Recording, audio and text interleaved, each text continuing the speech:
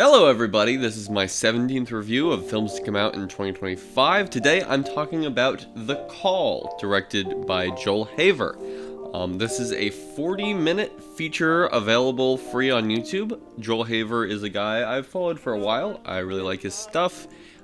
He created a lot of very funny YouTube skits, some of them with sort of rotoscoping animation. I think those are the ones that are the most popular, but I enjoy his sense of humor a lot. Last year, he made 12 feature films, one per month, and I reviewed each one on my video, all about the movies I saw in 2024, so I'll put a link to that in the description. I feel like some people delegitimize films like this, but that's exactly why I want to review The Call. There's really no reason not to consider this a legitimate film. Especially because it has more impressive cinematography than a lot of movies I see in theaters. This is a sequel to a movie he made last year called The Text. Again, I mentioned it briefly in my video talking about all the movies I saw in 2024, but a bit of a recap. It was a comedy starring Joel Haver, where he kind of sends a girl a text during a birthday party, and kind of wakes up the next day and tries to figure out with his friends what to do. It's all done in one shot. It was all filmed during the Oscars. I don't think I mentioned either of those things. I think I forgot to mention both of those when making my 2024 video. Very impressive coordination, and you can tell that there's lots of things that are planned, and there's also a lot of improv. I think, the personalities of all his friends in the movie were memorable, and I think that makes it a good film out of his catalog of movies last year to make a sequel of. So he did the same thing this year. He made a movie that's in one shot, it's shot during the Oscars, definitely getting the sense of a little improv, but clearly it's pretty coordinated and planned out. Joel Haver is a very opinionated person, which, I love, obviously, even if I don't agree with everything he says. He made a video about his process during this movie on his second channel. His clear passion for independent filmmaking shines through his movies, and even if I don't like all of them, I always find something to appreciate, especially in his method of making movies. And I think that aspect is inspirational to aspiring filmmakers. Anyways, would I recommend The Call? It's an easy investment of your time. It's only 40 minutes, and obviously it's free on YouTube, but I don't know. Myself personally, I thought this was very mediocre. I thought the text was a lot funnier. I think the one-shot technique felt a little more appropriate for that film. I like the Dax character in this catalog of characters a lot, and I felt like this movie didn't really focus on him enough, or especially near the end of the movie, I felt like I was really missing him and kind of disappointed by how little his character was in this one.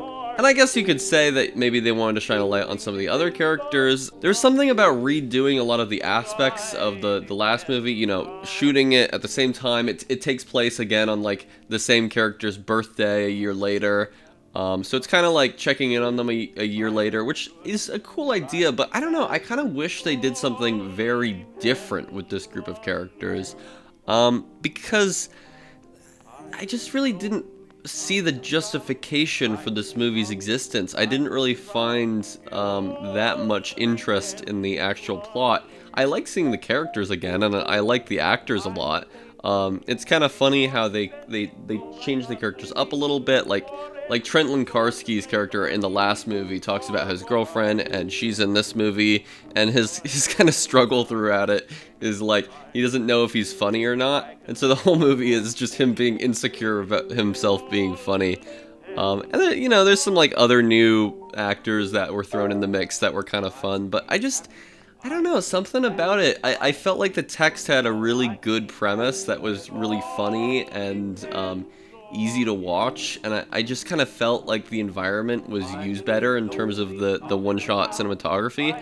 And this one, I just kind of felt like we're doing it again, but well, why? Again, as I said in the introduction, I think the text had one of the best, most memorable groups of characters out of his 12 films he made last year. I think this might have been the best one to make a sequel of.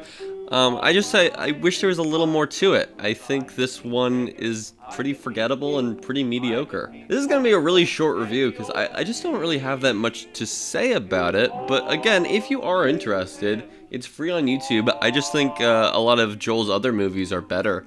But still, I mean, this isn't a bad movie. I think that it was just kind of okay. And, you know, it's better than a lot of other things I've seen this year already. So I think that's kind of impressive. And this is not to say at all that, like, I'm not excited to see Joel's next thing. I'll watch whatever he makes. Anyways, I'd give The Call a 2.5 stars out of 5. Again, it's very mediocre. But tomorrow I will post a review for Ash, directed by Flying Lotus. It also stars Aaron Paul and Isa Gonzalez, so subscribe to stay tuned for that. In the description, I will put a link to my video of all my 2024 movies, as I said. Watch that to see my thoughts on any of the Joel Haver movies from 2024. And as always, I also put a link to my Letterboxd list ranking all the movies I've seen of 2025 so far. Here is the ranking and where this movie lands. There should be a link in the description for my YouTube playlist of all my 2025 film reviews. You can also find that on my channel page and right here on the left of your screen. Thank you for watching. Comments and likes are very much appreciated. They help boost me in the algorithm. That's all I have to say. See ya.